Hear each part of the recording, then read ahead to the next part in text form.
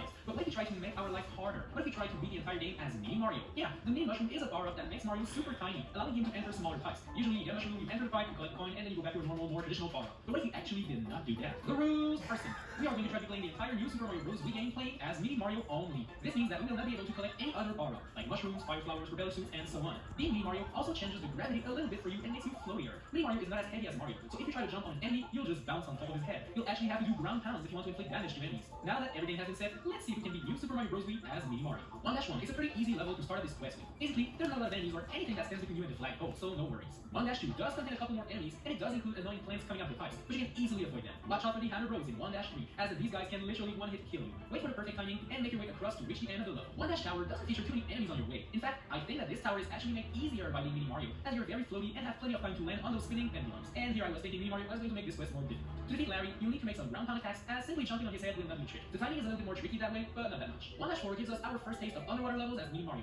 and let me tell you that it's actually way more fun that way. First off, you're so tiny that avoiding cheat sheets is way easier. And second, some parts of the levels allow you to go above the water, and as Mini Mario, you can actually walk on water. Oh, that's so cool! This allows you to speedrun an underwater stage. Epic! 1-5 features those spinning square platforms, and walking on them as Mini Mario is quite weird. I had this really weird gap here where I just couldn't wall jump on the square no matter what. My tip here is to avoid those square platforms at all times if you can. 1-6 features those spinning wheel platforms, and the physics on those just work right. Yes, circles are better than squares. I knew it. 1-Castle has lots of spinning gears, and as Mini Mario, there's more than enough space to fit in between those. So once again, it actually makes the level easier. The boss is pretty much the exact same thing as 1-Tower, so you'll beat it in no time. 2-1 starts off with the sand geysers, and let me tell you that those things send you flying into outer space as Mini Mario. Woo!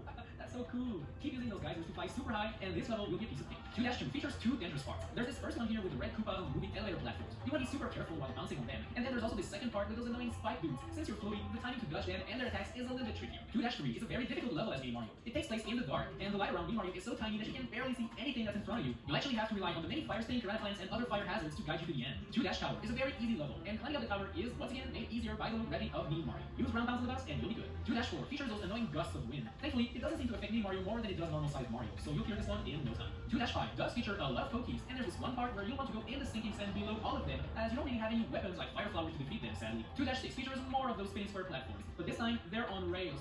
Yay. Keep jumping to minimize the amount of time you spend on them and avoid some, gravity problems, and you'll be all good. 2-Castle is one of those dumb levels where there's like 3 paths you can go into, and there's only one that leads you to the next area, while the other 2 just repeats the previous segment. I hate those levels. They are so boring. The boss is quite easy though if you stop him before he gets back into his fight. So get those ground pound jumps ready. 3-1 contains.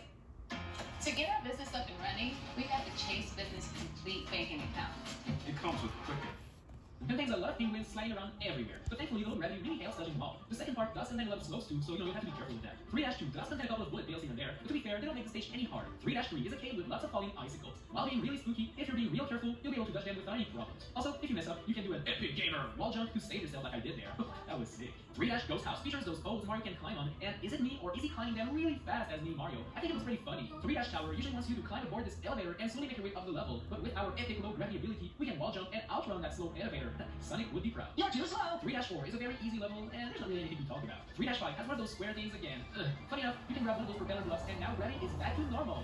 Interesting. You can even defeat enemies by jumping on them without having to do a round pound while you hold that block. So that's kinda cool. 3-Castle is a snake block party, and not any kind of snake blocks. Ice snake blocks. Hey, like an idiot, I tried to outrun the snake block at the end, and got myself into quite a bit of trouble there. But did you know that you can actually do one-sided wall jumps as Mini Mario? No? Well, me neither, but I learned it the hard way. It works. 4-1 is a level that features quite a lot of water. But remember, we can run on water as Mini Mario, so you'll clear the stage super quickly. 4-2 is a fun level where you need to dodge lots of cheat sheets, so be careful with that. 4-3 is one of those peaceful beach themed levels. There's a couple of enemies here and there, but nothing that will stop you in this place. 4-Tower is up, and you want to be really careful in there. There are lots of big metallic boxes ready to crush you at any moment. You'll have to time your jump correctly, but you'll soon reach Wendy Koopa. And the fight answer is very easy, just like every previous boss fight in this game. 4-4 is one of those underwater stages with a million different enemies that want you dead. I especially dislike the bloopers that come out of those fights. They are so fast and so annoying. 4-Ghost House is not made any harder being Mini Mario. It is still pretty annoying to navigate, and I guess you should be careful of those columns that start trying to kill you as they are pretty cheap, but that's about it really. 4-5 is a very easy level, but you'll have to watch out for the Q, as those spinies are a one-hit kill. Just be careful and time your jumps and you'll reach the end easily. 4-Castle is up, and it features a lot of skewers that move really fast to destroy you. You want to watch out while jumping, and you'll definitely not want to do what I did right there. That was pretty YOLO. I'm glad I didn't die. Round pound Wendy, and let's move on to World 4-Airship. And you'll have to navigate in between all those fire torches,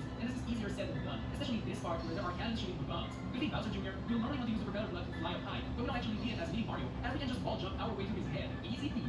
5-1 is next, and ducks contain those annoying plants that are blowing spiky balls about them, forcing you to jump in between all of that stuff. But the low gravity actually helps a lot. 5-2 contains a lot of giant wiggles in very narrow pathways, and normally you probably want to hide in those crevices over there, but as Mini Mario, there's plenty of space for you to fit in there, so no need to worry. 5-3 is home of these annoying spider enemies that I really dislike.